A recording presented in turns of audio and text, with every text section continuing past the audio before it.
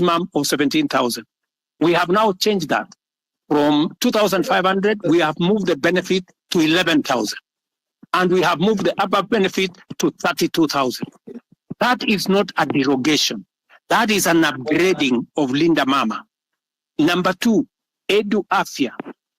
What we are doing with Edu Afya is that we are universalizing the universal health is universalizing insurance so that every Kenyan, and you know, I made this absolutely clear, and that is why we have changed the law so that not just the students who are in school, but every Kenyan, even those who are not in school, will now be beneficiaries of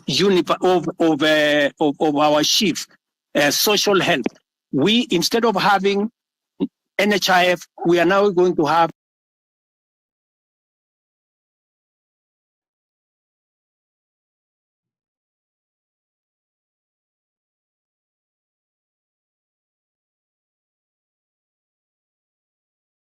that universal health is available to many Kenyans.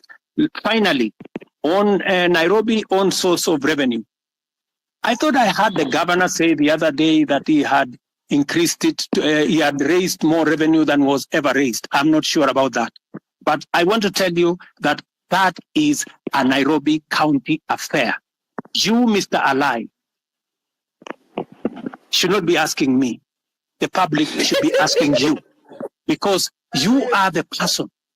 You are the person responsible. You are the representative of the people. You should answer that question. You should be the one to interrogate the county government. It is your responsibility of oversight. It is your responsibility of representation. It is your responsibility of legislation. You should legislate how the county resources are raised. You should oversight the county government to collect it. I just want you to take up your job and do it. Let me, Gray Marwa has asked me two very important questions. Marwa, these are very important questions about corruption. Let me say the following, just three things first. Number one, I said before that corruption must be dealt with firmly and decisively. And that is why my act number one in office, the two acts that I did in office when I came into office was number one, to make sure that I give financial autonomy to the police so that they can pursue corruption to the extent possible and that they don't have to come back to me and nobody in my office will control the police in as to who they want to prosecute. That's number one. And I signed, and the budget of the police is run by the IG at the moment, and they are free to go after everybody. That's number one. Number two, I made sure that the judges that had been denied the opportunity to serve and to empower our judiciary, I signed them, and I made sure that they have been gazetted and they went to work. I did not stop there. I have enhanced the budget of the judiciary from 18 billion to this year. I wanted to be at 25 billion. Unfortunately, it may come down because of the finance bill by about $1 billion or so.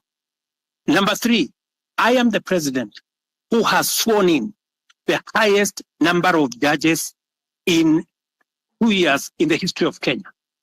I have sworn in maybe 46, almost 50 judges, because I have agreed with the judiciary that justice delayed is justice denied. And therefore, I want to make sure that becomes the case. Number four, on the specific incident of what happened with fertilizer, I want to tell you, as I tell the people of Kenya, those where evidence has been gathered, sufficient evidence has been gathered, they are in court.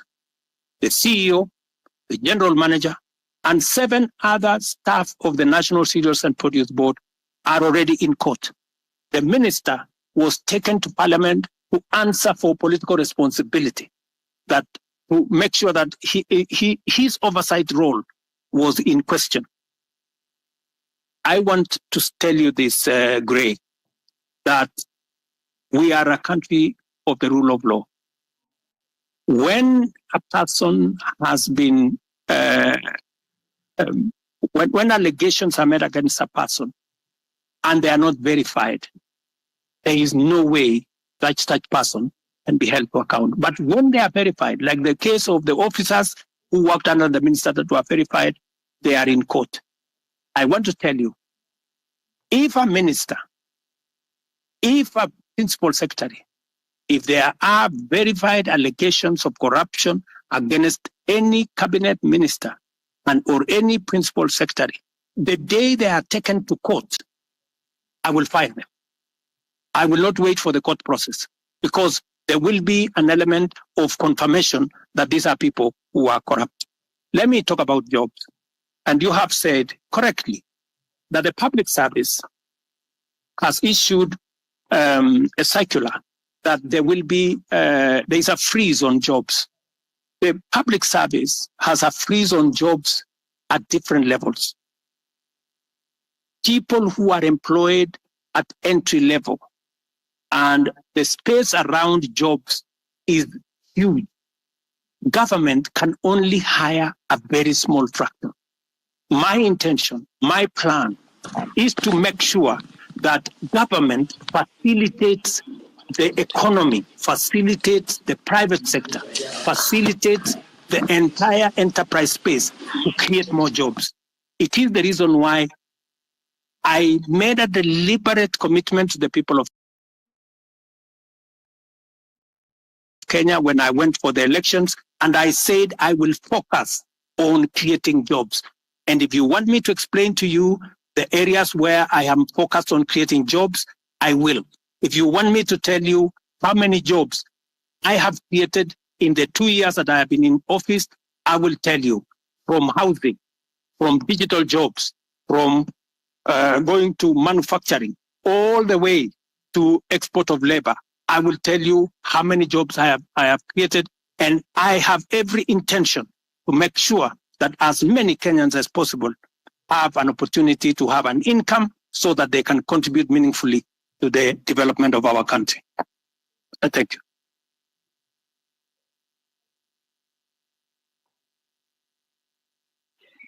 You can speak.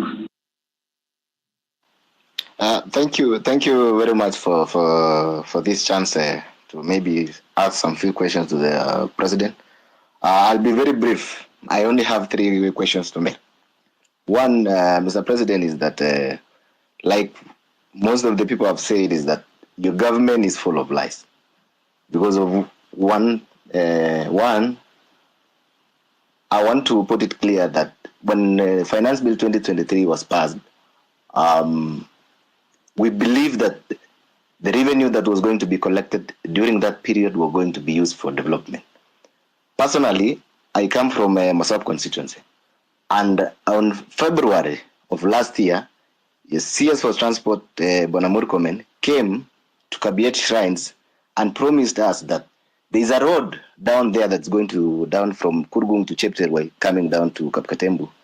He said personally that since that this is a road that was left midway by the contractor, he was going to send the contractor in a record 3 months to be on site so that the road can continue so the contractor can start the construction. Up to now, we still haven't seen that. So that basically tells you that that is a liar. Number 2, I think the Gray has talked about the issue of fertilizer. You've said, Mr. President, that if you find that there is a case against the said minister, you're going to fire him. There is a case that has been filed by the Law Society of Kenya against the Minister of Agriculture. If kindly, we can tell the minister to step aside so that, trying to investigate someone who is in office becomes very hard. So let the minister step aside so that we can continue with the investigation. Number 3, I would want to talk about the arrogance. The arrogance that is in your government. I have heard Mr. President say that the issue of Finance Bill 2024 was, I think it was packaged in a way that maybe you should have done it better. Yes, you should have done it better. The reason being, the people you sent out there, since like the MP for Molo on the issue of the motor vehicle levy, at some point in the TV, he told people that, you know, if you cannot be able to pay that, just leave your vehicle at home. That is the arrogance that was being displayed. The leader of majority in parliament, Kimani Ichung'wah, even went out on a podium, said that, you know, that these are the Gen Zs, they come with the phones, they go to KFC, they go, and then they come with an Uber. That is the arrogance that fueled all this anger that you're seeing in people.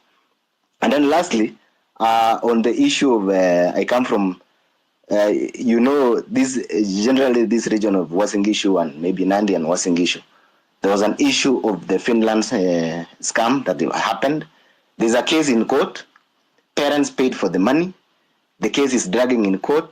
So actually, what you saw in Elred, I think it's more of, it wasn't even more finance bill. It's the anger that has been building up. It's been building up. So people were really angry because they've paid, people sold their land.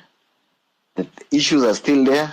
Nobody's talking about. We have a case that is in court. It can drag to 5 years. So what happens with the money that has been lost, that someone was going to go to school tomorrow, or by next year, maybe they would have graduated. So I think those are the issues that I have. I want you to address in regards to the areas that I have mentioned. Thank you. Wakili Saruni can speak.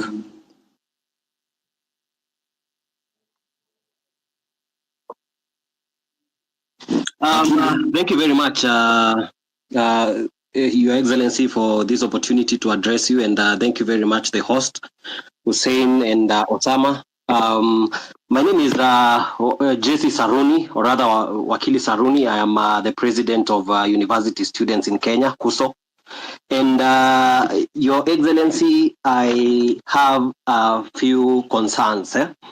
But first, allow me to give you a background of why, in my opinion, I feel comrades were very disturbed about the finance bill.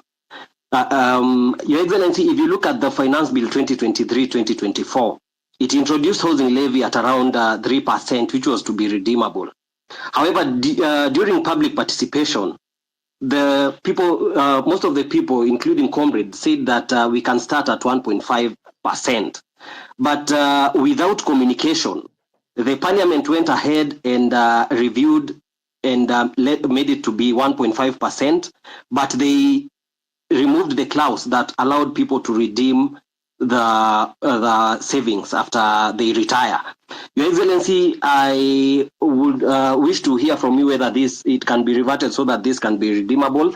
But as I continue, Your Excellency, I was part of your team during the campaign, and one of the things that we were saying during the campaign, because I actively campaigned using the Kenya Kwanza manifesto, was the 30% of appointments of youth in different positions, and including a youth advisor to the cabinet. However, Your Excellency, currently we have an advisor to the cabinet on women affairs, but we do not have an advisor to the cabinet on youth affairs. I was concerned whether this was deliberately left out, or I was just a little bit concerned with that. Your Excellency, another key concern that affects comrades, around 6,000 graduates went through diploma in law, and this is in regard to career progression. So they did their diploma in law, and they proceeded to do their degree in law. Your Excellency, before 2014, everyone who did their diploma and did their degree in law were able to proceed to the Kenya School of Law for the ATP Advocates Training Program. But the laws were changed in 2014, and this affects around 6,000 bill in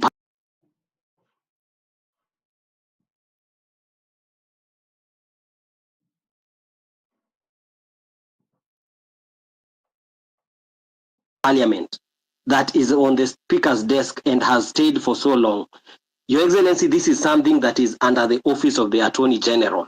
And with the indulgence of the Attorney General, I believe this thing can be we can find an approach where this thing can be addressed, of course, through the office of the Attorney General, so that these comrades can stop their suffering. They are not able to proceed to self-actualization, because most of them would want to become advocates of the High Court, but they are not able due to that change in the Act of Parliament. Your Excellency, another concern is on students and youth leadership. Wakili, I really hate to do this, but please, we've only gone through 5 questions. I think there are so many people on attack. Okay, just one more. Kindly, we agreed. Yeah, please, kindly. Okay.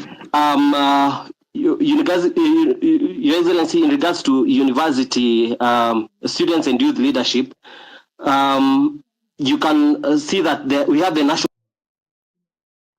Youth Council, which is constituted. It's supposed to hold elections. And I feel, Your Excellency, the youth feel that they have not been able for a long time to represent their grievances because they are not able to elect their leaders directly. And this goes back even to the University Amendment Act, which introduced the delegate system, which I feel that the universities have found a way to maneuver so that they make sure that the students who are elected are students who they can be able to maneuver and manipulate. Your Excellency, finally, on the issue of branding, the projects that our members of parliament and all other people has the aspect of when the projects are complete, people tend to brand their names on these projects. Your Excellency, these projects are financed by taxpayers, and it is the request of the young people and the youth that when it comes to branding, we would rather have these projects branded that they have been financed by the Kenyan taxpayer. I will leave it at that, Your Excellency, and thank you very much. But of course, there is the issue of mental health. I appreciate we cannot exhaust all these things in one sitting, but I'm looking forward to more engagements in other platforms. Thank you very much, and I'll leave it at that. Thank you. The final question of the 3 ex-councillor. Good evening, everyone. You can hear me? Yes, please go ahead. My first request to the host and the co-host, please do not give the elected people the chance to speak, one of them a lie and me. You can hear me, Osama? Can you save the time? Elected MPs, any elected official should not take this chance apart from the president. So thank you very much for the time. I have 2 things. More, I don't want to repeat a lot of things. I'm saying the president have a pile of questions already. Number 1. Mr. President, si watakujua huyu askari amekuwa akiwa watu kwa maandamano atashukua siku gani? Kwa vile amekuwa kirom freely tangu last month, amekuwa to all over the city. Tulikuwa tunataka kujua atashukua siku gani, kwa vile ilikuwa inasemekana amekuwa hivyo tangu kitambo na sio wa kwanza. We just need answers about him. Thank you. Okay, he will answer that plus Councillor.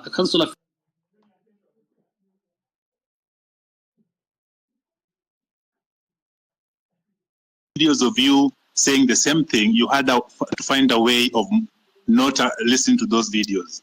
The one thing that you promised us, one of them is corruption. You have people around you, you've addressed this one.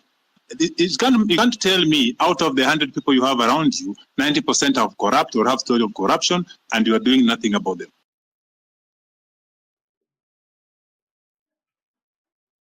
Of millions, 300 millions, another 900 million today, disappearing to wrong or fake claims. I'm wondering, if the change from NHF to SHIF, will it improve or just another way to get more money for people around your circle to buy houses, buy big cars, and laugh at us? Now, Mr. President, those are about 2 questions. Now let's have the president answer. We don't have a lot of time. We have watu wengi. They need to ask questions to the president. Please let the president respond to that. If we get another chance, utauliza swali ya 3 tafadhali. Very much. Thank you very much, good people. Let me start with the gentleman. I didn't get his name from Osop. And that gentleman says, we have too many lies flying all over the place. Let me just state, let me just put it clearly. So many people have spread this story about William Ruto not telling the truth or making fake promises. I made a commitment to the people of Kenya that there will be a hustler fund. Today, there is a hustler fund that takes care of 2 million Kenyans. I made a commitment to the people of Kenya that fertilizer is going to come down. It has come down from 7,000 to 2,500. I made a commitment to the people of Kenya that we will have a housing program. Today, 103,000 houses are being built with 160,000 young people, real people, engineers, architects, quantity surveyors, plumbers, technicians working. I made a commitment to the people of Kenya that we are going to sort out matters in the education sector. Today, we have hired the highest number of teachers in Kenyan history in one time, 56,000 teachers. I made a commitment that I am going to sort out the mess that was in our universities. Today, ask any vice chancellor. With our new funding model, we have sorted out the challenge that was there in our universities. Today, lecturers are being paid. No university today is about to close down. When I came into office, most universities were teetering on being closed because of debts. I made a commitment to the people of Kenya that I am going to implement universal health coverage. Today, as I talk to you, we have 100,000 community health promoters in every village in Kenya that I pay, that I have equipped to begin the journey towards universal health coverage. As I talk to you today, there are 4 pieces of legislation that we have implemented, that we have enacted to actualize universal health coverage. I can go on, and I can tell you, every commitment that I made, I said I am going to appoint the judges that were not there, I did. I said I'm going to operationalize the fund for the police, independent police, I did. I said I am going to enhance the budget of the judiciary, I did. You know, when people want to conveniently say a few things that propagate a certain narrative, it is easy. But let me leave that there. Let me go back to the Mosop Kurgung story. I want to tell you, my good brother, we have stalled roads in Kenya. In fact, the debt we have on roads is 910 billion. Because we rolled out a program that we didn't have money to do. It is what is troubling me now. It is why many people are asking me, why are you outside the country? I went to China, for example, and I got 40 billion shillings to do at least 8 roads that were stalled. I have come back from the US, and we have had a consultation, and we are getting money to be able to roll out some of our roads, courtesy of concessional funding from the World Bank. I have had conversations with the president of Germany, and they are giving us money under the same program for us to be able to meet some of our programs. I want to tell my good friend from Mosop that we are focused on these areas. These roads did not stall yesterday. These roads have stalled for a while. We are figuring out how to make sure that we deal with that situation. And my apologies that maybe the minister did not keep his word, and I'm going to remind him. Let me do the following. On fertilizer, I want to agree with you on this subject of fertilizer first. Let me say this. Fertilizer has made a very big difference in Kenya. Because of our program on fertilizer, we have managed to increase our food productivity. For example, on maize alone, from 44 million bags to 67 million bags last year. This year, we are going to pay the highest bonus ever in Kenyan history for our tea. In fact, our tea production, because of the support we gave KTDA, has increased from last year. It was 180 billion shillings that we collected from our tea. This year, it's going up to 210 billion. On coffee, the average payment of coffee last year was in the region of 70-80. As I talk to you now, because we supported our tea farmers, the average payment for our coffee is in the region of between 100, 120, in some very good cases, 129 shillings per kilo. The whole array of what we have done with fertilizer is phenomenal. And therefore, I understand when somebody like my friend from Morsop gets annoyed when there are people who want to sabotage a program that is making a very big difference in Kenya. And that is the reason why I didn't delay 1 minute. When this issue of fake fertilizer came into the public, all the officials that were involved in it at the National Cereals and Produce Board were charged. When the minister is finally, when there is evidence gathered enough for the minister to be held to account, if there is sufficient evidence to hold anybody accountable. Arrogance. I agree with you that not everybody understands communication. Let me tell you, my good friend from Mosop, the day you become a public speaker, you will know how easy it is to make a mistake in the public. Sometimes you say things that you did not mean, but it comes out very badly. So whether it is the member of parliament for Molo, the member for parliament for Molo is a young man.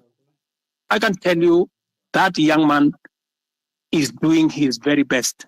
In fact, when I made him the chair of finance committee, many people told me he was too young. I shouldn't have made him. But I wanted to test also young people. And I wanted to mentor young people. And I want to say, he has made mistakes. But I want to tell you that young man is bright. He has a bright future. He made mistakes. I will apologize for him. Maybe he said what he shouldn't have said. But they are among the young people I am mentoring so that they can become leaders tomorrow. Same case with my friend Kimani Ichung'wah. In fact, after he made that statement in, I think it was maybe in Baringo or somewhere, I called him. I told him, look, this is not how to engage the public. If you follow the next day, he had managed to correct his statement. And he had done, an about turn of some sort. Because let me tell you, my good friend from Mosop, I have also one duty as a leader in Kenya. I have a duty to mentor other leaders. They will make mistakes. They will demonstrate, maybe some arrogance, maybe either inadvertently or in whatever manner. But partly, it's because of inexperience, partly because of not a fair understanding of things. But I sometimes will want to take responsibility because these are members of my team, and I will correct them. Let me also say about what you said about the Finland story in Eldoret. It is really unfortunate that people sold property, land, livestock for their children to go to Finland. I wish I could go to court and tell the court to jail these people. Unfortunately, there's something called rule of law. There's something called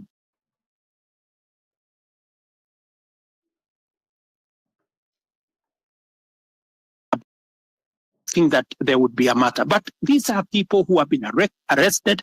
They are, as I talk to you, presently in court. They are being taken through due process. And I am very confident that if they are guilty, the law is going to deal with them. Let me go to Saruni, Akili. You said about the 1.5. It is true. There was a proposal of 3%. The public told us that we do not want a levy. If you want, collect a tax, reduce it to 1.5. So both reduction to 1.5 and changing to a tax was actually coming from public participation. This is what the public said. If the public are going to make a different suggestion going forward, we will respect what the public will have said going into the future. Am I still audible? Are you there? Yes, yes. Yes. Let me say this. I agree with you, my friend, that I said that I would have an advisor in my office for young people, but maybe I did something different. I gave many young people. If you go to parliament, if you look at the leader of Senate, if you look at the leader of many committees in parliament, I made young people. If you look at my deputy comptroller of State House, these are young people. I decided to have more more principal secretaries. If you look at the profile of my principal secretaries, you have people in their 30s, many of them serving in substantive positions. In fact, many people were asking me whether these girls, some of them look like they are, or these boys, whether they can be principal secretaries. And I'm very proud of them. They are doing a wonderful job. But that is something I will consider, Saruni, that as a way of keeping a promise, I think that is something I need to consider. And thank you very much for your feedback. Let me also say on the matter of the law that is bringing problems to 6,000 diploma law students who, because of a law in 2014, I will take it up with the AG. Ordinarily, professional organizations like the legal fraternity are normally regulated by professional bodies like the LSK and all the others. If we get a recommendation from the LSK to the Attorney General, I will be able to facilitate and make sure that we don't enfranchise 6,000 people in Kenya who have undergone training and who need to practice law in the way they want to do. I agree with you that there has been a problem with the Kenya Youth Council. We need to deal with it. And I have told Ababu Namwamba, my minister for young people, to look at whether we have the right forum. The problem with the Youth Council, it has always looked like it is a government agency. We want to make sure that it doesn't look like a government corporation or a government agency. We want it to be a young people's organization in a way that government influence and government intervention is limited so that the young people can speak for themselves. I would welcome ideas, Saruni, from university leadership on how we can make the Youth Council better, more democratic, and more representative of the young people. I couldn't agree with you more on this branding issue. I see faces of people all over the place on government projects that have been done. And I think it is meant to look like they did it with their own money. I agree with you that this branding, if it costs public money, it should stop. And it is feedback that I am going to take in to see to it that no public money is used to paint people's photos on government projects. Let me answer ex-councillor. I'm told he's ex-councillor, but he's also a doctor. This is good. I didn't know that an ex-councillor, a doctor can be an ex-councillor, but that is good. He has asked me about the NHIF and the transition to SHIF. Let me tell my brother, I didn't get his name, that the reason why we are shifting from NHIF to SHIF is because NHIF is limited. NHIF only captures a small section of our society. It is my intention, as I made a commitment to the public, that every Kenyan must have two things: must have access to healthcare and must have access to health insurance. We must make sure that those people, even those who cannot afford NHIF, because there are many people who cannot afford the 500 we are paying at the moment. And that is why we have brought in a means testing system so that the people who cannot afford the 500, we have now reduced it to 300 under the new program. And even those who cannot afford the 300, the government of Kenya is going to pay for them, so that no Kenyan will go to hospital, whether they are suffering from hypertension or cancer or diabetes or whatever. Either they get treatment because level 1, 2, and 3 are free, or they can go to a referral hospital and there is an insurance system. That's the social insurance that is going to make sure that their bills are paid. So, and let me tell you, one very important addition to this program is the digital health platform. The biggest problem we have had in NHIF is the digitization process. We lose a lot of money because of collusion between hospitals and staff at NHIF. In fact, you saw in the public media that there are hospitals that have more accountants than medical officers because they are gaming the system. We have now standardized all tariffs. There is no way you can be treated by malaria in one hospital and you pay 1,000, and treated for malaria in another hospital and pay 100. We have standardized, whether it is public, whether it is private hospital, we have now standardized treatment. That is what happens world over in countries that understand how to manage matters health. So this is a comprehensive program. It is one program that will change the face of Kenya. Kenyans will no longer have to sell their land, sell their property to go and pay for hospital bills. We will, all of us, stop these harambes and the public collections that we are collecting to go and deal with people. So, my good friend, this is the plan. We have gone through it with Parliament. We have enacted 4 pieces of legislation. It was my plan to launch it on the 1st of this month.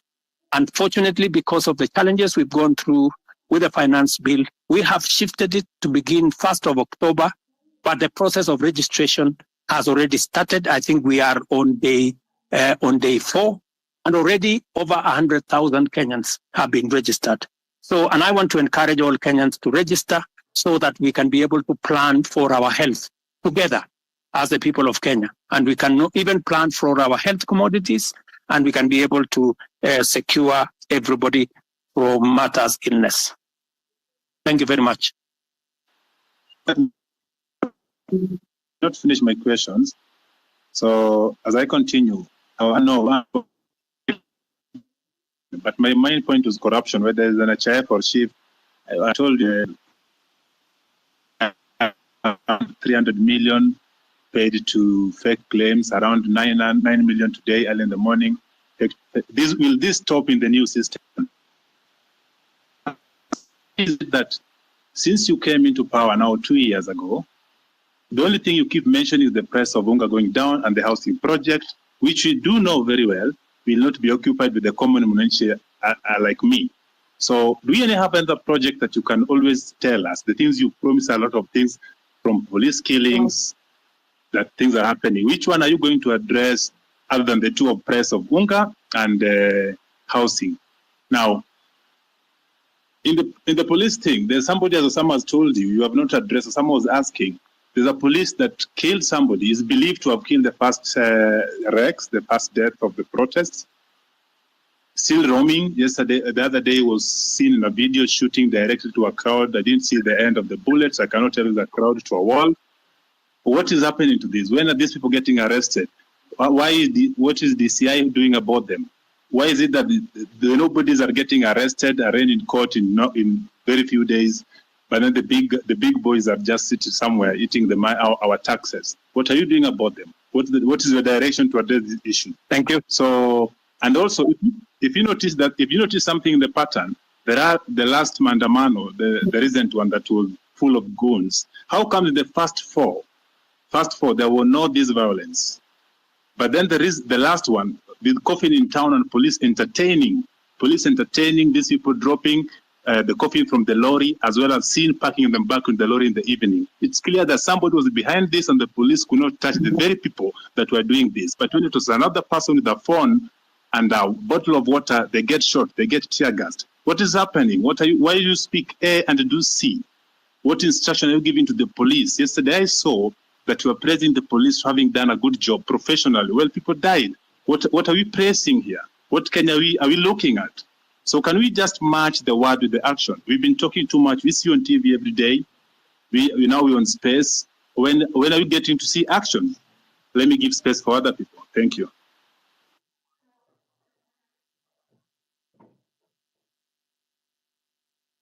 Also, Mr. President, have you tried to reach the families of those who were shot dead by the police or injured by the police? Even a single one? Have you tried to reach even their mothers? Thank you very much. Let me just speak to two of the things that you have. Yes, I have tried to reach out to Kennedy Onyango's mother, Jessica Onyango. And in fact, I am scheduled to engage with them. I have already sent a message and they were not available, but they know that I have been looking for them and I will be speaking to them shortly. On the matter of this rogue police officer that you say is roaming, that is something that I would want to get exact details of who this is, and I can tell you that we will apprehend him and deal with him in accordance with the law. But let me answer also what my friend... We'll send you video and pictures. Pardon? If you're having a difficult locating the police, we have videos and pictures of them. Okay. So that should be easy. Please forward the picture and photos to me, to Hussein, my spokesman here, and also I would appreciate if you can send it to also my inbox if you can, or if you can send it to the Independent Police Oversight Authority. We will deal with it. But let me also respond to you about matters corruption. I want to promise you that part of the pushback we had on implementing our universal health coverage, that is why they went to every court available, trying to sabotage this program, because they know that they will be out of business.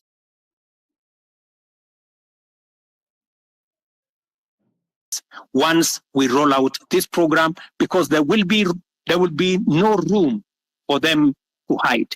It is also the reason why, my good friend, I am digitizing government services, because I want to reduce the interaction between Kenyans and officers who sometimes ask for bribes left, right, and center. I want Kenyans to access public service from the comfort of their offices or their phones or their homes. But let me speak to the subject of corruption in that matter. Number one, we will operate a digital system through and through, whether it is with KEMSA, we are digitizing KEMSA, we are digitizing commodity distribution, we are digitizing matters to do with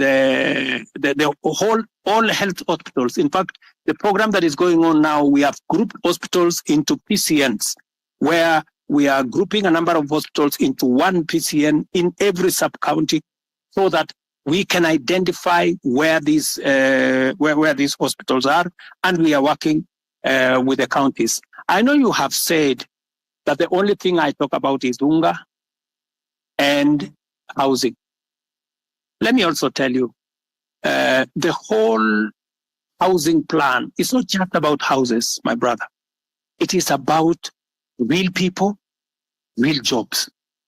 Jobs in our industries that manufacture cement, jobs in our industries that manufacture steel, jobs in our industries that manufacture clinker, jobs, engineers, architects, accountants, HR managers, and many people who are working in that ecosystem. And beyond that, let me also tell you, my manifesto is a 5-year manifesto. What you are what I am doing now is a cut. There will be an exam in 5 years, and I will tell you, when I do the exam in 5 years, you will see the results. Number two, beyond what I am doing on the space of jobs around housing, I am actively doing a big program on digital jobs.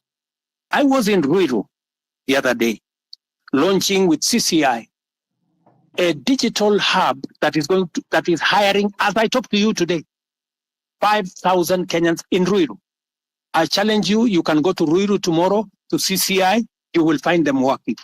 And they are not the only ones. We have 140,000 Kenyans today who are working in different parts of Kenya, in TVETs, in ICT Hubs, who are not working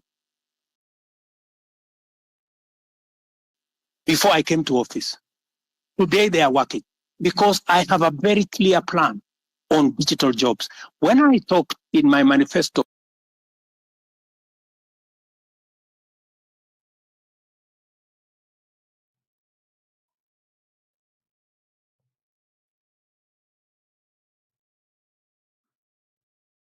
using our power lines across Kenya.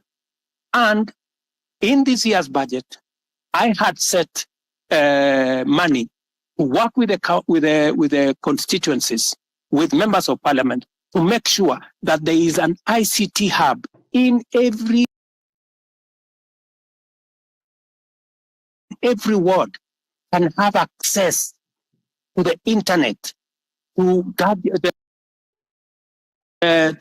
computers, and to make sure that these young people are trained and they can have access to a digital platform where they can work.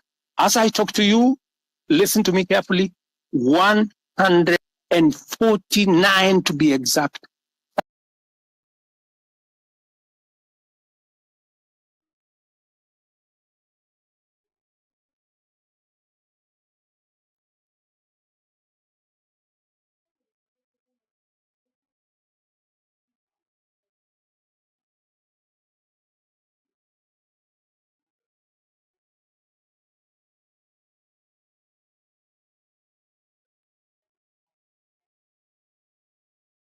Thousand young people. I've had a good sister there say, what is the president doing in Germany? What was the president doing in America? I want to explain to her simply, what was the president doing in France? We are signing 19 new bilateral labor agreements. That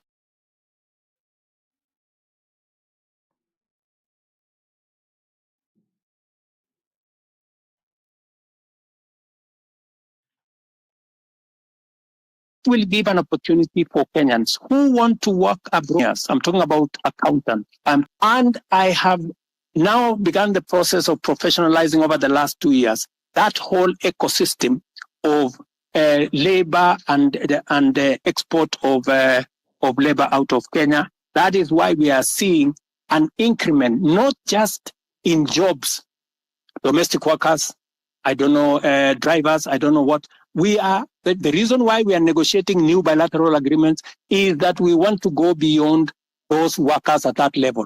We want to export skilled labor, we want to export professionals, and we are creating the ecosystem for that to happen. In fact, if I tell you now, if you go to www.neaims.go.ke, you will see that there are 400,000 jobs on that platform. Different kind of jobs from different countries. We are now trying to make sure that those jobs will not be 400,000, they will be 1 million, and they will be largely, as we conclude these bilateral agreements, bilateral labor agreements, they will include many professional jobs,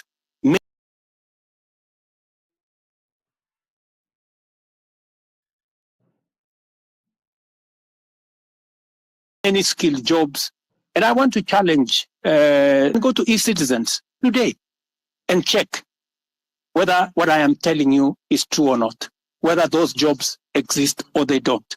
And And I want to challenge everybody to go to that space, because that is one of our strategies. In fact, I saw on a Friday when there was a demonstration, one gentleman from my village was interviewed, and he said, the president has failed us because there are not many jobs in Kenya. The problem is that so many people are still going abroad to look for jobs. Little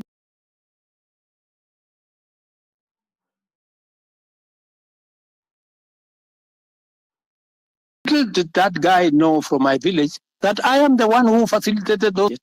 The whole trajectory was about manufacturing. How do you create local jobs, my friend? The days when we just used to say, we are going to grow the economy and the economy is going to create jobs, that is gone. We have to be deliberate. Housing, I know how many jobs I'm going to create in housing. Digital jobs, I know how many jobs I'm going to create. Export of labor, I know how many jobs I'm going to create. Now, what I had done in this year's budget is to put a mechanism where we promote our own manufacturing, local manufacturing, using local materials, hiring local labor and local professionals, and creating local wealth. There is absolutely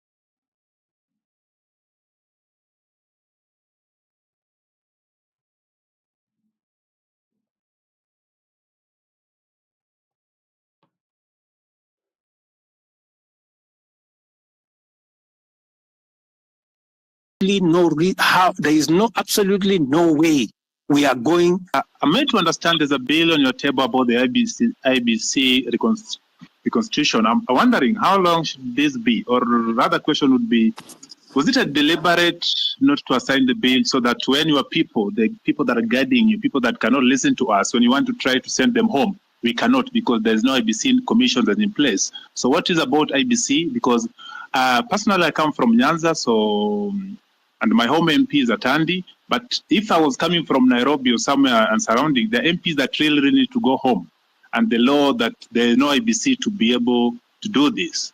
Because there have been Arrogance playing catch. Parliament just passed the bill. It has found its way to my office.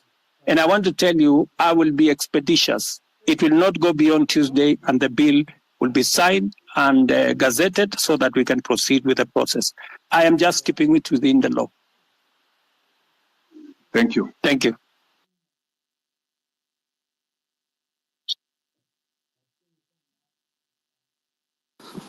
Okay. Thank you, Mr. President. I think we can get another.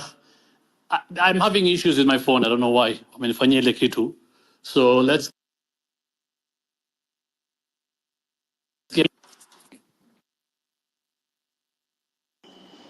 Hi guys, can you hear me? Osama, can you hear me? Yes, we can hear you, Mila. So mine is not, guys have said all the things that guys would have to say. Mine is, Mr. President, probably, I think I should address you as Baba Sharlin. Probably you will get where I'm coming from. And can I have your name if you don't mind? Do you mind saying your name? But if you don't want, it's okay. My name is Mila. Mila, okay, Mila. So, on the eve of the guys who are protesting to the parliament, I'm a photographer and that's what I do. And the guy who was shot, he was shot right in front of me. And it's something that has been living with me in my head since that day. And it really pisses me off. Like, I'm really pissed off. Like, the day you addressed the nation on that Tuesday, no one was remorseful. Like there was no, like, it's like, I don't know. It's just like life doesn't matter to you guys in the government. Okay, I'll give you that. Later you came and apologized, but still, people in your government walk to TV stations. It's like life don't matter. And that thing, it has been disturbing me because I saw the boy being killed. Even if you go back, you can go check Larry Madowo videos. He traced how the boy was. He was carrying nothing. Like literally he was carrying nothing. I know you've spoken about this over and over, but my question is, and it's not even a question, mine is probably just go back and reflect. You are a father, you are a granddad. How would someone feel when the child is dead? I bet from where I stand, none of your government officials have even visited the families or reached out to the families from where I stand. Probably you guys just go back and reflect. Do we really matter as people who elected you? Like where do we stand? Where do we stand as young youths? Like the guy called Rex, he was a guy, basically, was a guy who was born in 2002. Now he's dead. How does the mother feel? And some of your officials work in TV stations, go on social media, and they're like, wanajipiga kifua, mtu anajipiga, and that someone died. It's painful, Mr. President. And I'm talking this because I saw the boy dead. I even have the videos when the boy was shot. All I'm asking is, let's have empathy. Someone just reaching out, huh? And to the families. That's all I'm saying. Guys, go back and reflect and just have empathy. And then this thing of guys kujipiga kifua, it doesn't make sense. Someone like Nyamu, like, why is he even there? That's all I have to say.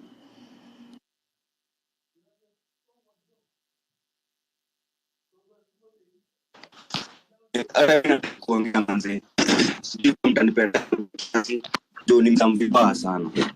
So kitu ya kwanza mi sijui kizungu stop.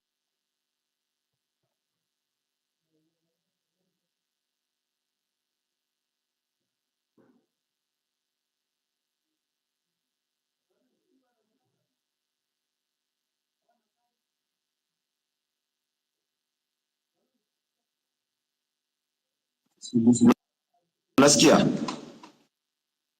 Hello? Sorry we lost you, my friend. Tulikupoteza hapo kidogo, hatukusikia. Sorry. You can I speak?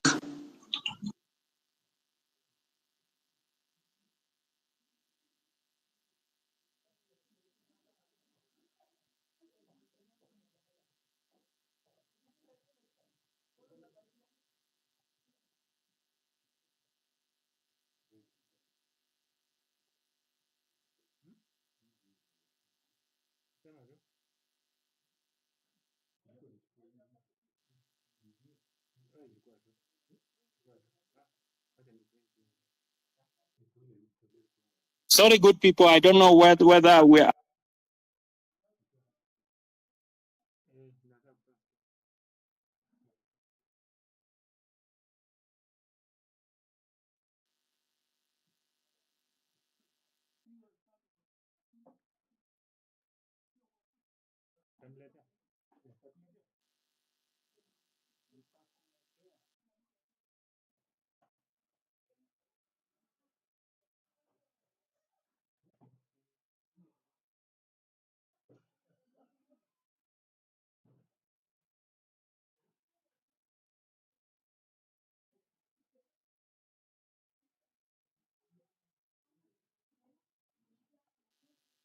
Are we on? Yes. Yes, we are on. I think there's no.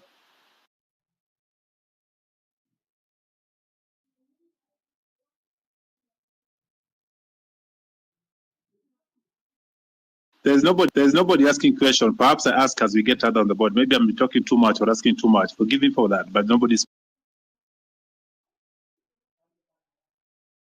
incompetence in one field to another department or another ministry. Please get new faces. You have a lot of people around you. You have brains behind you. When I was growing up, when I was young, in the time of Kibaki, I used to associate being a minister with some smart people, and you are one of those people in your sport back then. Suddenly, this day, you have people. The best they can deliver is just abuses and too much, too mouthy. Can you just bring us new people that are going to work? As recent as yesterday or 2 days ago, came out to tell us that the money we've been contributing for the injured and those we lost in this struggle was waived by Kenyatta National Hospital and other public hospitals. She came late. The person that was in charge has been doing an excellent job. Hanifa keeps everything better than the government. Every telecom spend, telling us ABC has done by her. That give us transparency, not these other people that just keep saying. Okay, let me. Mila made a very passionate and I think correct analysis of what happened, especially of Kennedy, who died in Rongai, and I believe that he is right. You know that's really a very regrettable situation, and I apologize on behalf of every official who should have done something about that situation.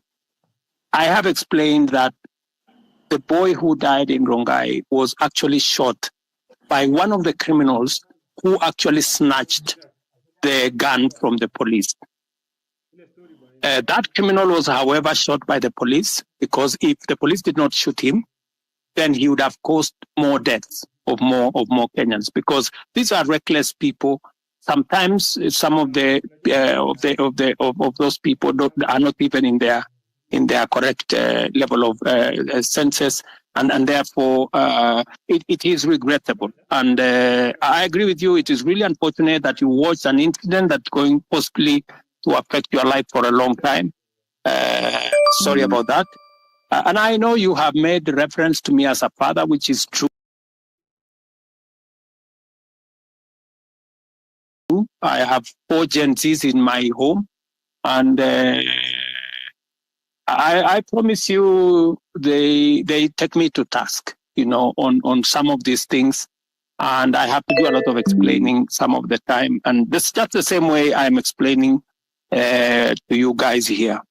I agree that some of our officials are arrogant. Some of them, you know, speak out of turn, and some of them display, you know, obnoxious opulence, if I may say that, which does not just anger the public. Sometimes I call in some of those people and I give them a piece of my mind, because even Nyamu, I have had occasion to sit her down, you know, and tell her, I mean, she needs to change what she's doing. And you know, when you are in my position, you are also a father figure. You know, some of these young people, they get excited about many things, and sometimes they do the wrong things.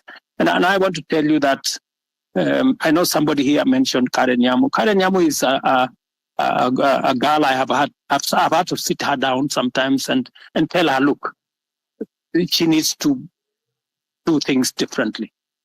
So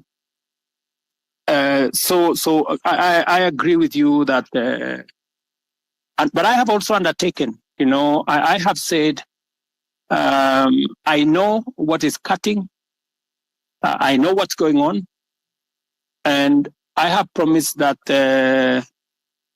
I will be making changes. I know you have said that I should not make changes. I should clean the slate clean.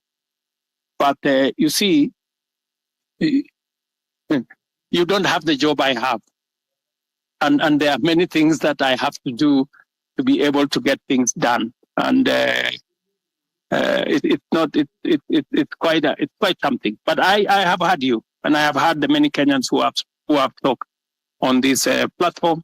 And I'm very happy that we are having this conversation on X.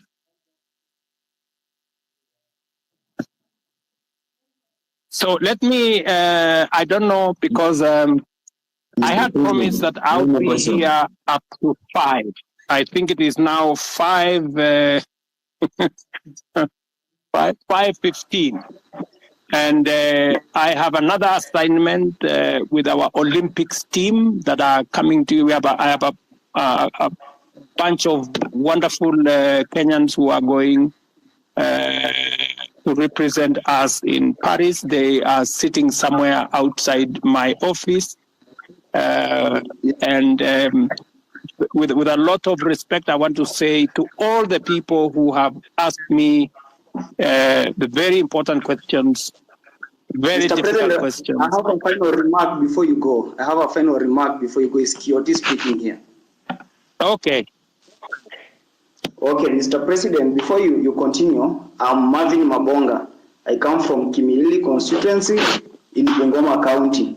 So, Mr. President, before you go, I want to let you know that in your cabinet, currently we are having so many incompetent cabinet secretaries. For instance, let me give you an example of your friend, Kipchumba Murkomen. Kipchumba Murkomen did law. He has never been in any law firm in this country. He has never won any case. But currently, he's heading the Ministry for Road and Transport. My question is, between where is the conjunction between the Ministry of Transport and a lawyer? In that department, you should be putting there a person who has done even civil engineering, who knows so much about construction. Lastly, the Minister for Agriculture, that person, he even doesn't have a bachelor's. We all know this information. We have the government's website and we Google, we see this information. So, Mr. President, if you are going to give us those people who are incompetent, then we are totally doomed. You know, when we elected you as the president, normally they say, you set a thief to catch a thief. But this time round, when we elected you, Mr. President, that you can help us now catch those people who are corrupt in this nation, you're just there laughing with them. Look at Oscar Sudi. He's flaunting with 20 million in a bag in a public forum. I'm even told that there is one of the cabinet minister who was caught in Dubai with 20 million cash, and you actually came through him, so he wasn't taken to a court somewhere or arrested. You know that, Mr. President.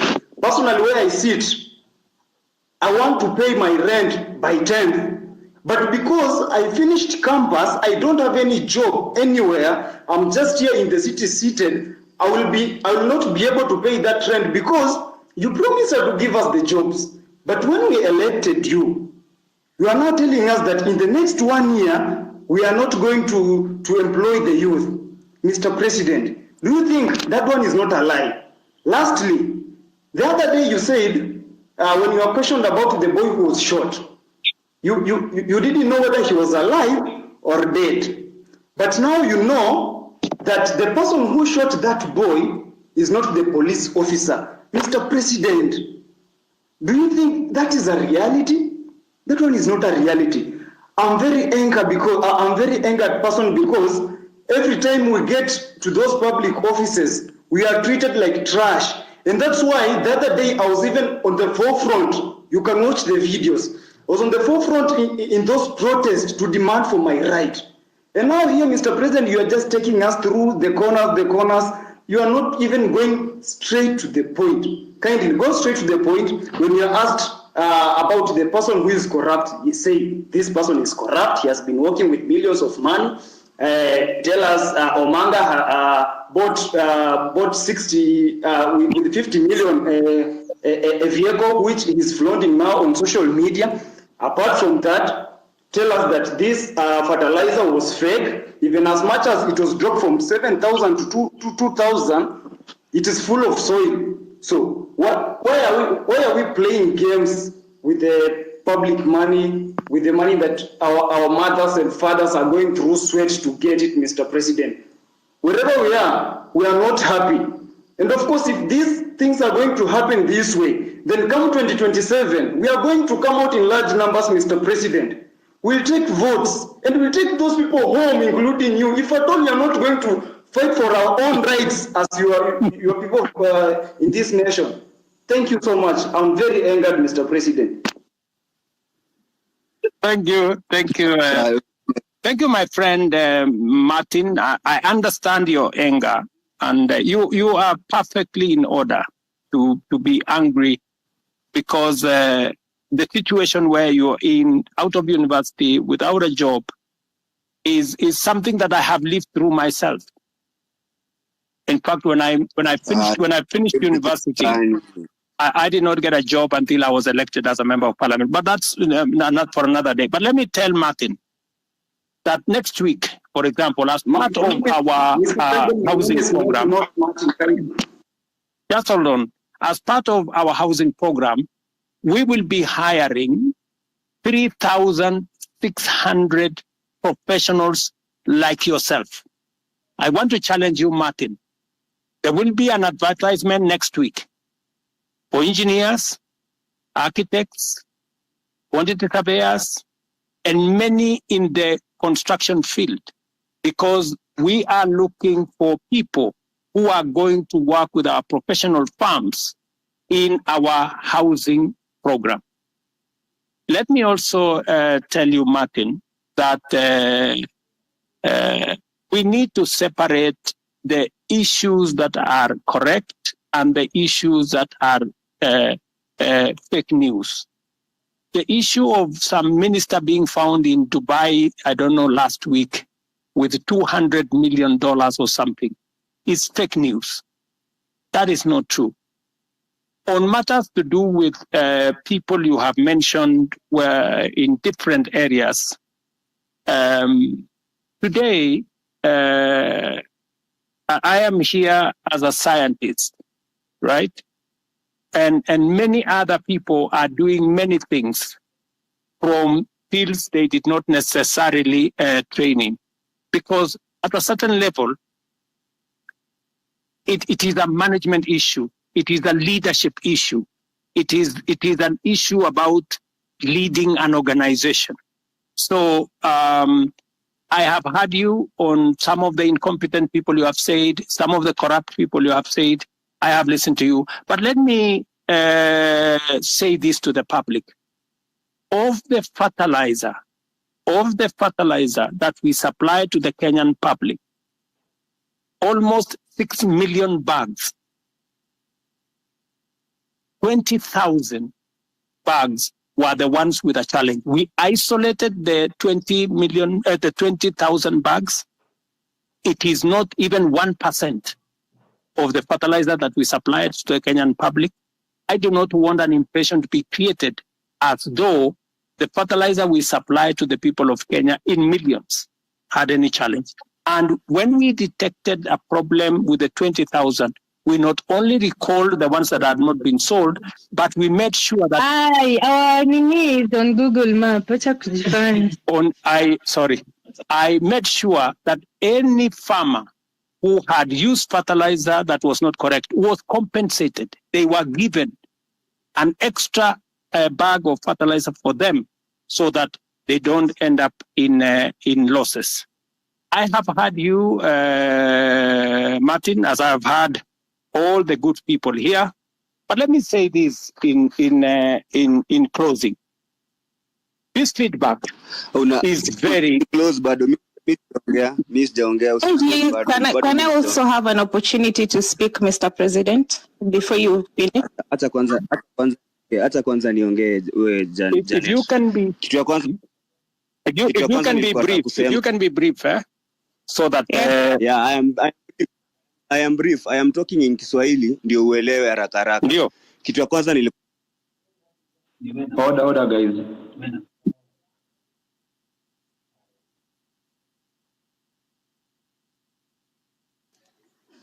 Is anyone speaking, or can I speak? Osama? You can speak. Okay. First of all, good evening, Mr. President and everyone here. Good evening, my dear. Okay. So my name is Jeanette Brenda, and I don't have any questions because I feel like the people have asked questions before, umewapeleka around and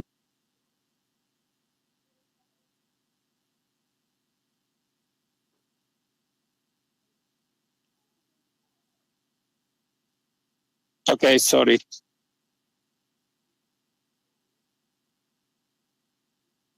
Sorry, Jeanette, I can't hear you. I'm sorry.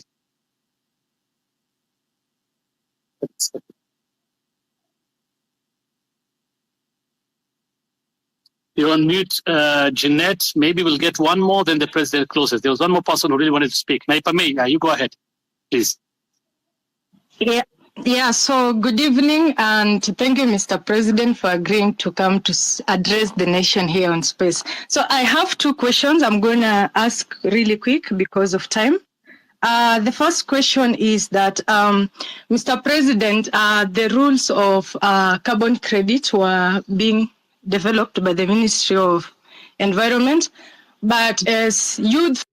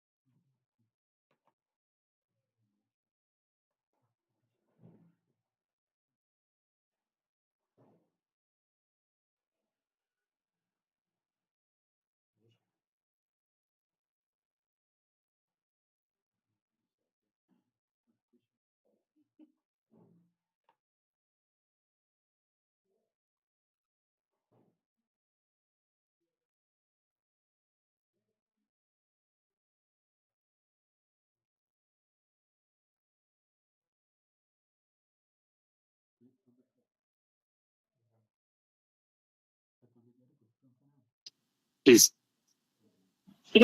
Yeah, so good evening, and thank you, Mr. President, for agreeing to come to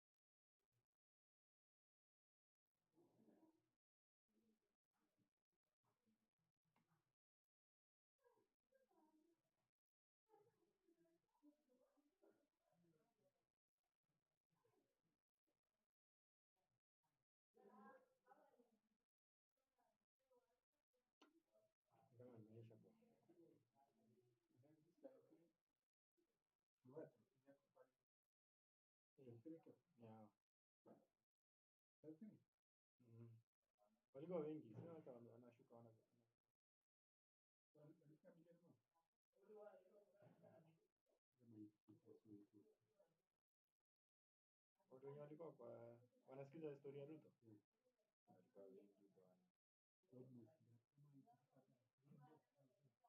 Ilifika 300,000. Unajua hii ni YouTube. Na wako kwa Twitter.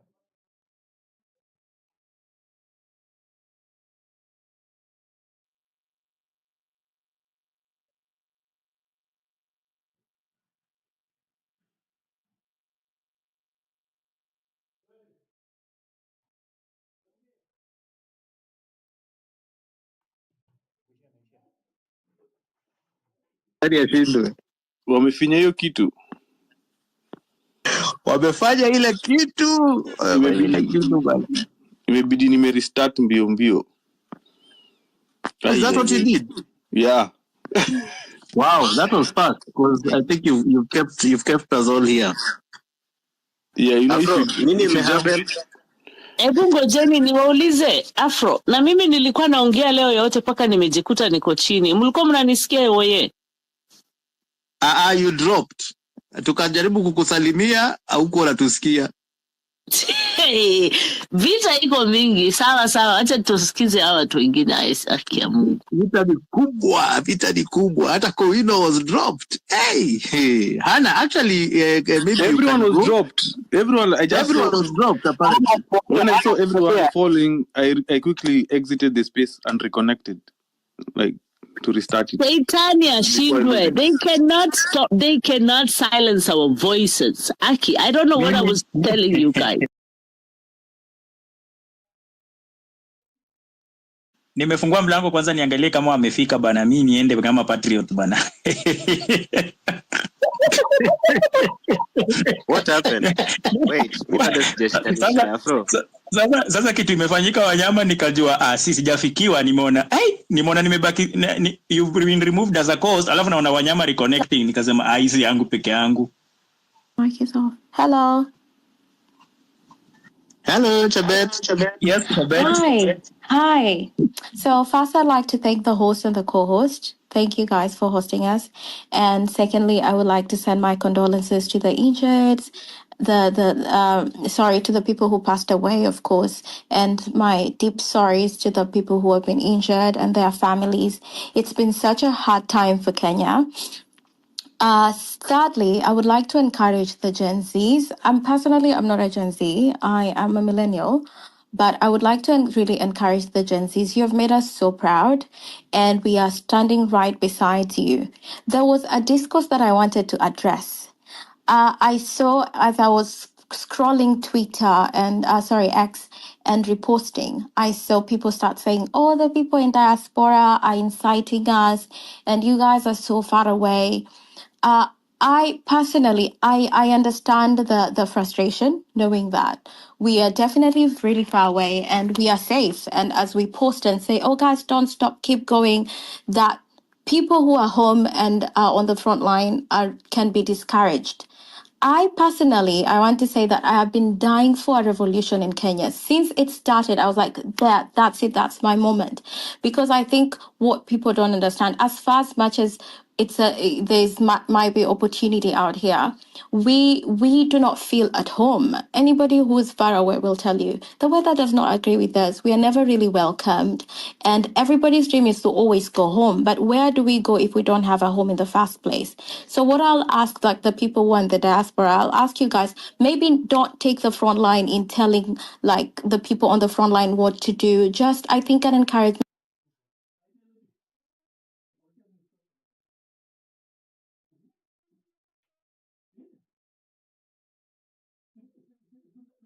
You're in the diaspora.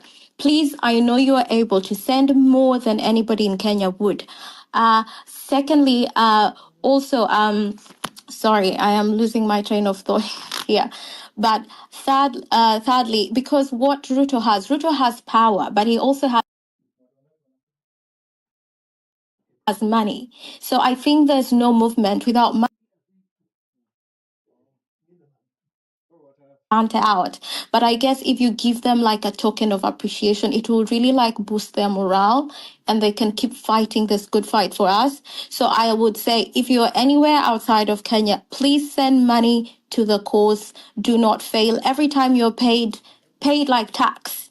When you're taxed, send money back home. And thank you so much, guys. I'm so proud of you. I'm so proud of Kenya. When it first happened, I had chills. I know all of you are now unimpressed because of all this performative politics that has started, and every politician now is coming and talking about the injustices, but we shouldn't buy that rubbish. We know they're just trying to save face, but we are not buying it. Thank you. I think my time is up. Thank you so much. Ngojea Owino, kabla hujapatia mtu mwingine na Afrocentric. Hey, yani nilikuwa naongea, I was talking, and all of a sudden I find myself outside the space. Guys, listen, kwanza, please, kwanza, everybody that's here, we are so many of us, we are all here, keep that hashtag going. Hapo kwenye comment section, mimi sioni hiyo hashtag ikienda, nataka ikuwe 5,000. Tuko kwa mpambano. Next door, you know what is going on, what is happening. So you guys are here, you're here for a reason. You're here because you genuinely care. You're here because your voices matter. You're here because you're not falling for the sideshows. Tumeelewana ama tujaelewana? Let that hashtag trend right in front of their faces. That's number one. Number two, let's not tusijishughulishe na hizi sideshows. Mimi nimekuambia the same people that are on same group walikuwa kiambia wakidirect watu, oh, let's have Ruto constitute the IBC. Mimi nimeingia huko na nikaongea na nikasema yangu ya ukweli, and I don't care. I did, and I said it.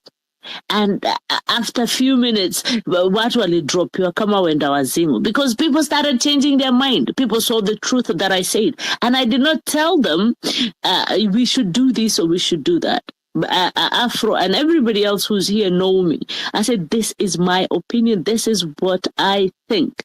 I think these Gen Zs are smart people. Kenyans are smart people. So who am I to come and say we should do this, we should go there, we should... No. That's bullshit, okay? The only thing is, like, be safe while you're out there, regroup, yes. Beba handkerchief, beba maji, yada, yada, that we can say. A whole space 2 days ago was opened to tell people, oh, we need to strategize. Way forward is to have the IBC ifunguliwe na nani? Unaambia mtu afanye mtihani alafu ajimakie mtihani yake. Sintajipatia Please, guys, I need 2,000 comments, 3,000 comments on that comment section. Zakayo ashuke. Shaitani ashindwe. Bye, guys. Asante Hannah. Yes, I've just posted. Let's all retweet. Let's follow each other. Follow Hannah. Hannah, I'm sure you've posted. Let's retweet and retweet each other. One of the reasons why these guys think they can betray is because they have followers. Let's unfollow them. Let's follow each other. Let's make each other's Nini trend. We are now 9,605 people here in this space. Guys, it's amazing. Eh?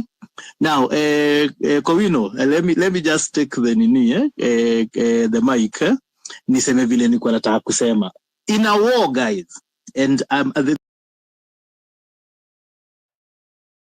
this I'm going to address to the Gen Zs kwa sababu wazee wanajua hizi tactics. Me I'm a Gen X. Wakati muko kwa vita, when you're running out of bullets, the strategy is keep firing. Ruto is running out of bullets. That's why he's continuing to fire. He will go after your leaders. He will send these messages that Hannah was saying. Hannah was in the same space with you, Jana. It was so demoralizing listening to people talking about ICT Reconstitute IBC. Who are your leaders? Kina Andrew Kibe, wanajaribu, they are pulling down any Gen Z. By the way, I would advise Gen Zs, musiingia kwa hizi spaces hao wazee, watawa confused bure. They are really, really interested in creating leaders, and that is what they are trying to do. So avoid their spaces, stick with each other, keep the Ninis going. I wish we have more people telling us who the injured and the dead in Githurai are, because we need to push these names out and to honor our heroes. Guys, this is a war. Our Gen Zs have shown us the way. They are ready to die. They have gone and put their lives on the line. I gave an example of the ruler of the Ottoman Empire, the guy who started the Ottoman Empire. His name was Osman. His father's name was Ertugrul. Ertugrul aliambia watu wake, if you're going to come with me, dig your grave. Dig your grave. Our kids have dug their graves. They are so desperate that they have dug their graves. They are going out ready. Guys are wearing gunia zimeandikwa, mama, if I die in this struggle, at least I tried. We cannot back down. Now we cannot let them down. Okay, so let us remember that the enemy is one. It is Ruto. Don't be confused by ICT. Start with the legs. All these people who are saying these things, what and by the way, the struggle is real. Poverty is not a joke. We are going to lose people along the way. Don't expect it to be easy. If you expect it to be easy, then 100% you're not fully invested. Hujasikia uchungu wa kutosha. The guys in the diaspora, thank you so much for supporting. Mimi nilikuwa diaspora. I worked in the Middle East for 16 years. I came back because my dad was unwell. I have now seen the inside. When you're outside, it's sometimes difficult. Guys sometimes think that diaspora doesn't care. Diaspora cares a lot. You're being cheated at watu wako diaspora. It is a divide and rule thing. The diasporans are actually more scared of losing Kenya than we are, because hao wanajua how hard it is to be accepted in a foreign country. You're never accepted. You never feel at home. You always want to protect your motherland. So let us protect this motherland. We love it. We care for it. Tukianza kubebwa diaspora, mjue ni nyinyi mtakuwa mna open spaces. Okay, mkiona Chege amepotea kwa sababu Chege is very vocal, hata amejulikana huku kwa space, muchukue usukani. If I die, don't worry, bury me, but say my name and continue, soldier on.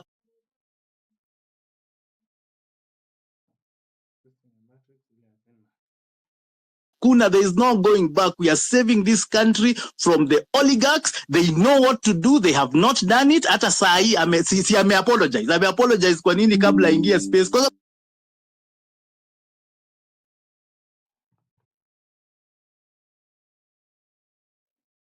Umesema ukikufa, like I said bana, tukikufa bana, mtu celebrate, msianze kulialia mpaka mnasahau the cause bana, ni kupigania taifa, si kutulia wenye tumekufa. But anyway, we go on. Requests naona huku ni mbili tu. Wanyama, unaona request huko chini? Because nasikia watu wanasema wako kwa request wengi. Yeah, let me bring people to the mic. Can I speak? Bring people to the mic. Hannah, let me give 6, then Miss Gishu, then I'll go back to you. 6. Koino. Yes, Koino. Your 3 minutes. I'm good. We are not good. I want to tell Chege one thing. In a war, you don't fight the general. You fight his subjects, but you weaken the general by defeating his subjects. So if you go by, when you are going to fight the general himself, you'll not succeed. So you can't fight Ruto head on, but you can paralyze him. There's one thing Ruto said today is that the IBC will be, the process will start on Tuesday, this coming Tuesday. That is next week, which will be on 9th. That is when he said the IBC will be, it's a law and he has been following the law. So as I said, we wait till Tuesday. If Tuesday we don't get it, we now go back to the streets. But I'll tell you guys one thing, we've won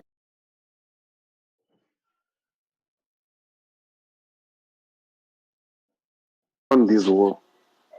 We really won this war. The general and brought him to his feet and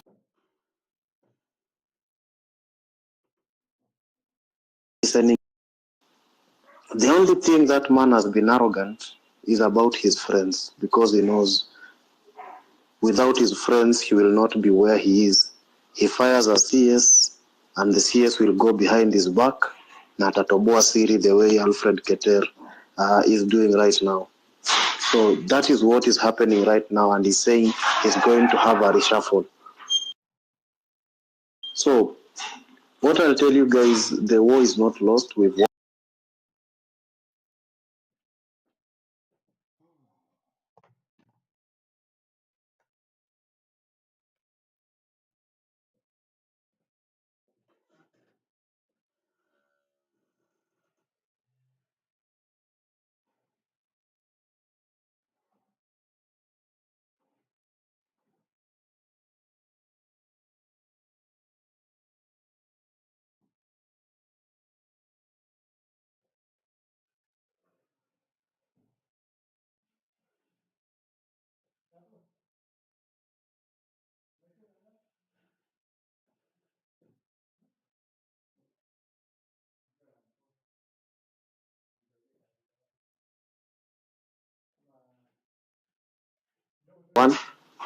At least let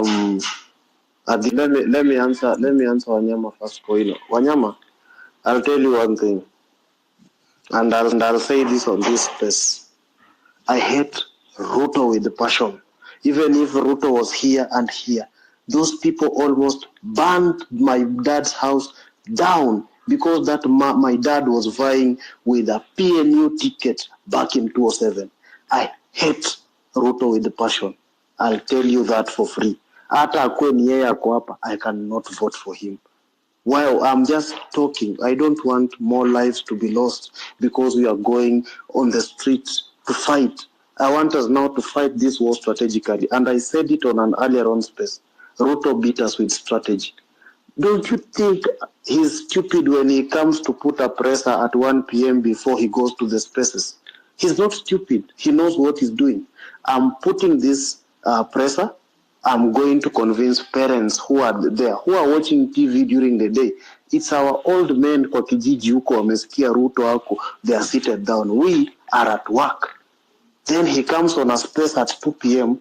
when people are at work, so that he does not get the whole crowd that he wanted. That was a planned space.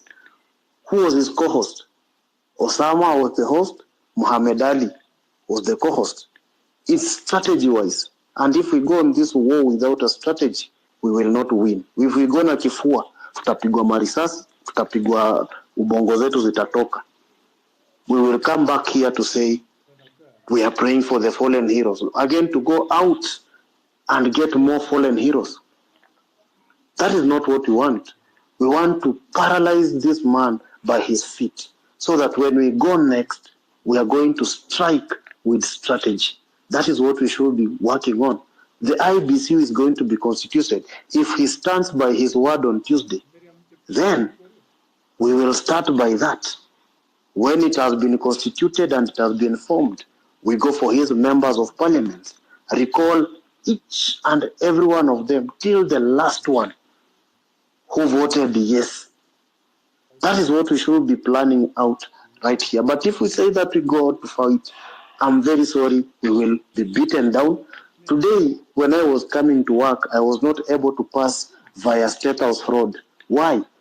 That is a road we use every day, Dennis Prit, when coming to work. Dennis Prit imefungwa iko na barricades 5. Hawezi pita. Go look, Nyerere Road, the processional way, imefungwa, hawezi pita. Even passing through Nairobi University, Chiromo hapo YMCA, ni ngumu because kumefungwa. Soldiers wamekaa mpaka hapa hill kwa barabara huko. Let us think with strategy, not think with emotions na hasira. Mimi siwezi votia Ruto, I cannot side with Ruto, and I don't love Ruto. Thank you. Thank you, Six. One man named Raymond Reddington alisema the only way to stay ahead in this game is to have a strategy and never reveal your true intentions. I think hapo ndio tunafaa tuende sahi. Because mahali tunaelekea, if we reveal our intentions na kuanza kushare strategy yetu kila saa, this man will always stay ahead of the game and we'll never beat him. Hiyo na lazima tukae tukijua. Leo aliwabit tu kwa game yetu. Alijua alitaka watu wakuje space, akakuja kwanza akaanza kukondole na wale wenye walikufa because alijua hiyo ndio kitu mnataka. Advisors wakampa kila kitu na akafanya kila kitu, everything you people wanted to hear. Alikuwa ameshakuja kusema hizo offices zenye unasema Six alisema disband. Disband, aliwaambia tu in other words in a layman's language that these ghost workers nitawatoa kwa hizi offices zenye ziko unconstitutional, but I will take them to constitutional offices. Ulisikia akisema watashiftiwa to other places. That is literally what he said. He said we'll take them and put them elsewhere waende wafanye kazi huko. So this man is very smart. We are dealing with a very, very, very smart politician. Very smart politician. Huyu ni Frank Underwood mwingine. But anyway, before Nini, I want to drop just right of reply because Six addressed me. Okay. Six nataka tu nikwambie kitu moja. Tuliuziwa sisi generation yetu, generation X, nishawaelezea before, generation X, sisi tuliuziwa uoga. Au wazee unasema wazee ambao walikuwa wako nyumbani walisikiza Ruto. I turned on Ruto's speech at 1:00, akachelewa mpaka 1:40 ndio akaanza kuongea, alafu akachelewesha Kowino. Nobody here wants a Kenyan to die. When you hear me saying if I die soldier on, it's not because I'm happy to die. The job of the Inspector General of Police is to maintain peace. When you're out marching, the reason why I turned, by the way, the Gen Z mulinipindua, I was just watching because I wasn't sure if you guys have the staying power. The reason why we turned is when they started killing you. Many of us are here, and for the sake of the 11,500 people who have joined this space, the reason why we are with you and we are behind you and we are backing you is because Ruto has killed you. He has killed our children. We are in pain, and he is going to have to face the music. The IG of police should be sacked for violating your rights to picket peacefully. You are having banners saying we are peaceful. What is the problem with going outside parliament and saying we are peaceful? Even bringing down the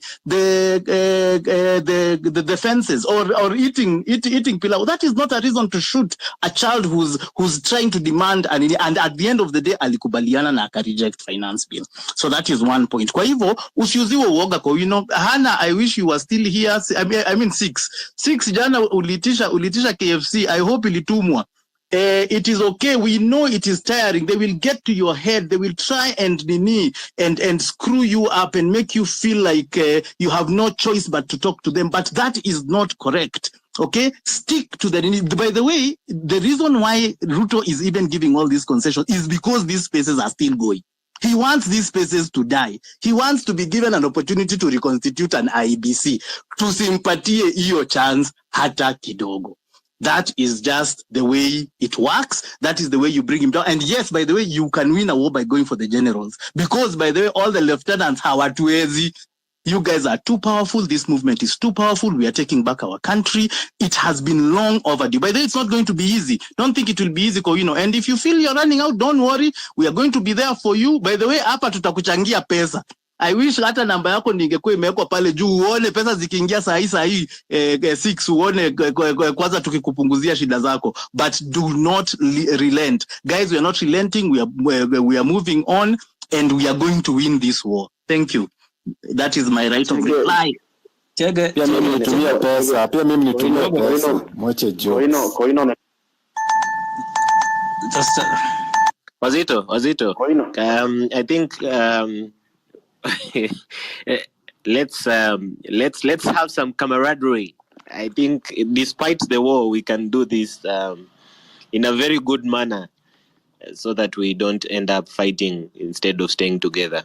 So 6 is going to have the right of reply, but guys, respect the time as well. There's a lot of requests that are coming in. We need to hear from everyone.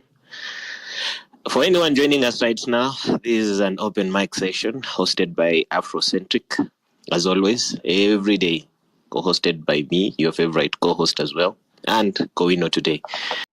Remember to follow those handles. We keep the conversations growing because it's only through this that we're able to at least pass the information, cry together, offer our opinions as well. Hapa, divergent opinions are there, but we encourage that we just respect each other.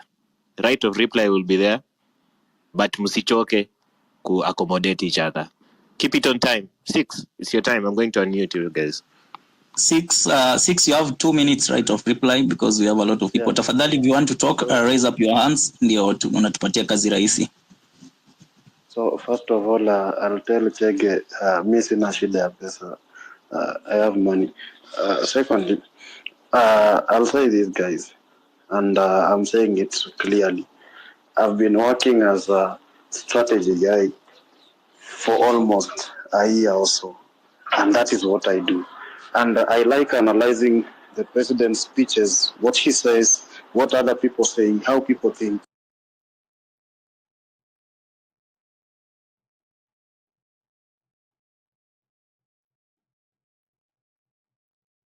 Going to the street is not it anymore. Why? If people are willing to hire goons to come and infiltrate peaceful protests so that they can shoot down innocent protesters. On Tuesday, Ayo, and Kasmuel here, we were at Java Clyde, Apo Kimati Street. And whatever we saw there was so bad. Somebody was shot right in front of me. I haven't missed any single day of the protests since they started. There's a time I sat in town from 5 p.m. till 10 p.m. Avenida ikituchezea reggae pale usiku kudade. So what I'm just trying to say is that let's fight in a more strategical manner.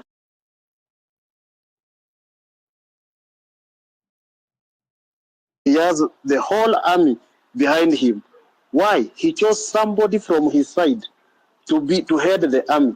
And you are expecting right now they are going to go against him. No. The army hata ukiambiwa siji mood imeton. No. Those people, they take orders. And those orders say Ruto has the whole army behind him. So kindly guys, I just want to be clear. Let's be strategic as we move forward and make sure we do everything that's right. Thank you. Thank you, Six. Next we had Miss Gichuki. You have 3 minutes. Okay, thank you so much for the opportunity to speak. For me, I'm a Gen Z. I've been in the social justice space, and also I support the reconstruction of the IBC. As the previous speaker has stated, I was in the street and things are not good. We don't want to continue dying, and yet we have the opportunity now to put pressure in the right thing. Example, the reconstitution of the IBC. This way we'll be able to recall members of parliament who went against the will of the people. Hata kama si wote, there are those who will serve as an example. Another thing, continuous voters registration. We still don't want to get to a point where come 2027, people are not registered as voters, and we don't want to lose life. So yes, as much as we really want to push and keep pressing on, for me and other young people I work with, and we have been deliberate, we have been pushing for the reconstruction of the IBC, continuous voter registration, pushing and now starting to demand for justice. The people who were killed, the police, we have evidence of the policemen who killed these people. Then after that, when they saw we were taking a record, now they started coming covered when they were covered up. So now it's for us to put pressure. But then again, IPOA, it's a government, it's supposed to call out, it's supposed to hold the policemen accountable, but it's not doing that. We have seen the president and the cabinet secretary continuously tell us that the police did what they could do to stop criminals. Already they are criminalizing us. Yes, I don't support what's happening in the country, but as this previous speaker had said, I think it's time to re-strategize. The streets are no longer safe for young people. They are not safe for anyone. So how else can we put pressure? One, IBC ikiwa reconstructed, August ikifika, we'll have those, tutakuwa tumecollect enough signature to call on these people to go back home. Another thing, we can start putting pressure on specific CSs to be wafu, to example, the one for health. Currently, I don't think she's doing anything. For her, another thing, we can put pressure on the government to drop the new medical cover, SHIF. The NHIF was working, because the minute that changes, the accountability, we saw the Auditor General report stating that a lot of money was stolen. So the minute we move into this new one, the chaos that there. As today, the president alikuwa anasema that okay. Malizia 30 seconds. Today the president alikuwa anasema that Linda Mama was consolidated in the new health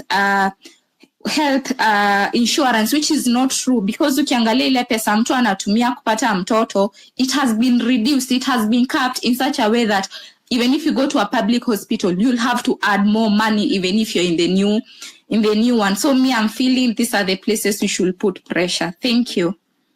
Thank you, Ms. Gichuki. Thank you. Asante kwa kutokea maandamano. Jamaa, no giving up. The struggle continues. Mnafikiria independence ilipatikana na maumau ku give up? They never gave up. Wenye waliuliwa, but the others soldiered on. So tukiendelea, please follow the host, follow the co-hosts, tweet this space as much as you can, create awareness, follow each other, follow kila mtu, follow the speakers, follow the listeners, follow each other. That is how we manage to create awareness on this platform. Hiyo ndio maana wanatuogopa. So tafadhali make sure you follow each and everyone, ndio tuendelee.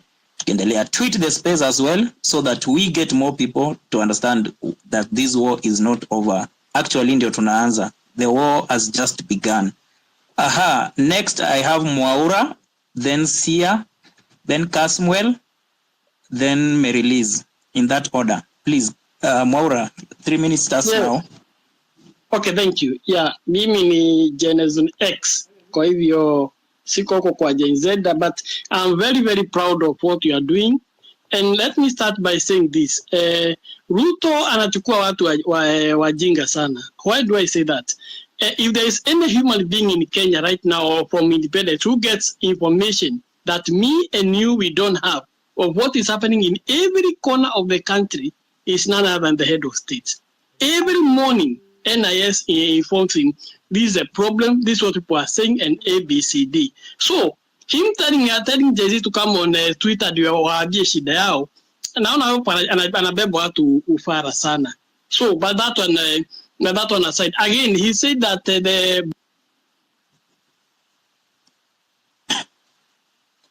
it was some gangsters who snatched a rifle or a firearm from a police officer and used it. Hiyo nisikia uchungu sana. Do you know what it means to snatch a firearm from a police officer? Atakubali vipi? Itakuwa ni vita hiyo, na polisi watamwagwa hapo, utaona watu watamiminwa kama zige. That's number one. So Ruto again was trying to tell some kind of lies. So me, I would like you to continue. And there's a reason as to why I'm more than happy to see what is happening in Kenya. As I've said, I'm Generation X. Those people of us who are outside the country, we are looking at what is happening because there are some of us who are investors outside the country, and we would like to come back home and invest there and give these young people employment and such and such. But with the hostile investment climate that is in Kenya now, you cannot bring your dollars in, definitely in Kenya right now. There is nothing, no initiative that can tell an investor or encourage an investor to come and keep his or her money there at home. So I thought that, and in order to address what is happening in Kenya, one of the key things that has made the GC to be on the street is lack of employment and corruption. If Ruto can stop corruption and create a conducive environment for employment, whereby investors will come, he reduce the cost of doing business in Kenya. He offers incentives like Rwanda. Rwanda even gives you a tax holiday for 5 or 7 years. Likewise, in our neighboring Ethiopia. Ethiopia has now overtaken Kenya. Last year, Ethiopia attracted over $3 billion in foreign direct investment. It has overtaken Kenya. Why? Because despite the problem that are in Ethiopia right now, but they offer a lot of incentive. You can get 5-year holiday, tax holiday for the kind of money you put. If you put more, let's say 50 or $100 million or 200, you can get, let's say 7 years, even up to 10 years in tax holiday. And you know, with these tax holidays, the workers who work there, they pay PSUN and everything. It's only the corporate tax that you don't pay. So thank you, Gen Z. Continue, keep the fight. Tutapambana na tunawaangalia. Tunataka turudi nyumbani tufanye kitu ndio pia nyinyi msaidike. Asante sana. Keep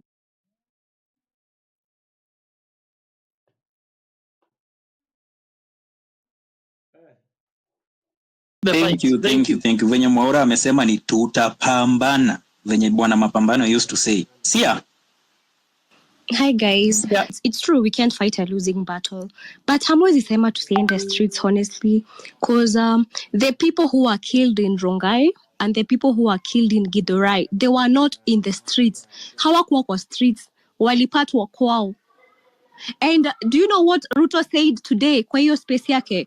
Aliulizwa about the boy who was a 12-year-old boy who was killed, and he said that boy was not killed by a police officer. He was killed by a criminal who snatched a gun from a police officer. Like, does that even make sense? Does that? It does not. And we cannot keep on holding spaces every time you are hosting spaces talking about the same thing. And you cannot tell us to keep on strategizing, because we are the same people wenye tunalipwa. We come here, we talk, but wakikudm, even if they call you, you accept. We are the same people who are accepting their money. Sisi ndo tunaenda kwa streets na ni sisi bado tunalipwa. You guys are listening to what I'm saying. So even if we are supposed to come up with something, you guys should think of what we're coming up with, because we are the same people.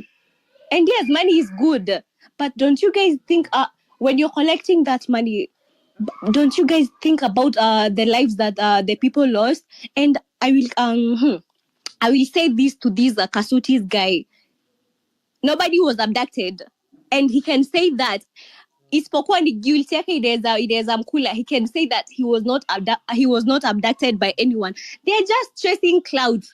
And those who are abducted, akina Osama Otero, they have been paid. You guys understand? So like you cannot be chasing clouds by saying that you are abducted or whatever. Like, and you guys need to respect each other. I watched that video of this Kasuti guy addressing those people who are the woman who was what are they called? Like I'm really angry at how he was really rude. Like why? And he was actually he was God. Nimesahau. He was being recorded and he was rude, and then anamuuliza utafanya nini? Like, what was that for? Even if you are on the street, you really need to respect. Lazima tuheshibiane. Like, we need to respect each other. And if you guys really want Ruto to go, you will not accept the offers that he's giving you, because either way, you don't make any deal with the devil. You cannot make a deal with the devil and then we expect you go scot-free. You don't. The devil will always come for whatever belongs to him. You guys should know that. And that is bloody money. That is blood money. And you guys can have a nice time. I think my time is up. Bye. Thank you. Sia. Yes. Mimi ni mara ya kwanza kusikia Sia anaongea kwa space. Yaani you know it is bad mkiona. Ngoja sikukuwa najua ni that one Sia. Bwana serikali imebadilisha kila mtu freedom fighter bana. It is bad when you see Sia on space. Anyway, keep it going. Hey, nimeona pia hapa inapo huko chini sijui next we had Casmuel, then Mary Liz. Casmuel, they have said you don't swallow English too much when you're addressing them. Good afternoon, fellow Kenyans. I think it is very important that we do not forget the reason why we are doing this. And consistently we have said one life is a life too many for the sake of a piece of paper that just demanded a signature. So while it is very easy for us to be scattered 7 different ways, we also have to remember that the government has the military, it has money, and it has brains that it could buy. It is very important for us to strategize along ideas. There are things which we might get wrong. Can you hear me? Yes, sorry. Loud and clear. Okay. There are things which we might get wrong along the way. There is ways which... is Cosmo speaking or can I speak? I am. Mary Liz, please. Just wait for your turn. You'll be called out when it's your time to speak. Kasmal, go ahead.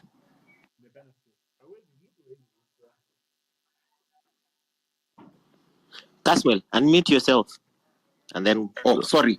I was saying that we need to remember that the state's sole agenda is to divide us and to remain in power. That is why we might be scattered along several things, but it is important for us to consistently come and press for good governance. Whatever it is that we're doing is not comfortable. There is no benefit we are getting if IBC is reconstituted because it is hard for us to even raise the money and those kinds of things. But I need to remind us that we could even get a presidency without touching any of the bases. Because remember, President Ruto became president with 7.1. Raila lost with 6.9, but the youth who are eligible for voting, there's a voter block of 8 million people that we still can reach. We still can reach with our smartest minds. We still can reach with our best ideologies. Remember, we have lost over 30 people and over 200 people who have been badly injured and wounded. There's a person who's never gonna walk again because we are in the streets. And remember, as young people, we are not trained soldiers. None of us here, I don't know, personally, I've never been trained that this is what you do when you hear gunshots around. It's very hard when tensions are high, mistakes are bound to happen. But I think our common enemy is bad governance and graft. These are people who have the blood of our brothers and sisters in their hands. Rex has been buried today. There's people who I met here on Rex Kanyike Avenue. A brother which we will never see again because he put his life on the line. So while yes, Twitter banter is nice and it feels like it's a thing that fuels us. Let us not be brothers and sisters in their hands. Rex has been buried today. There's people who I met here on Rex Kanyike Avenue. a brother which we will never see again because he let his life and whatever. We all need to counter it nice and easy to articulate. It feels like it's something that feels like brothers and sisters in their hands. Somebody's Rex has been buried today. There's people who I met here on Rex Kanyike Avenue. A brother which we will never see again. Today of all the days that comrade is being buried. You host the same devil that put him on. Somebody's Rex has been buried today.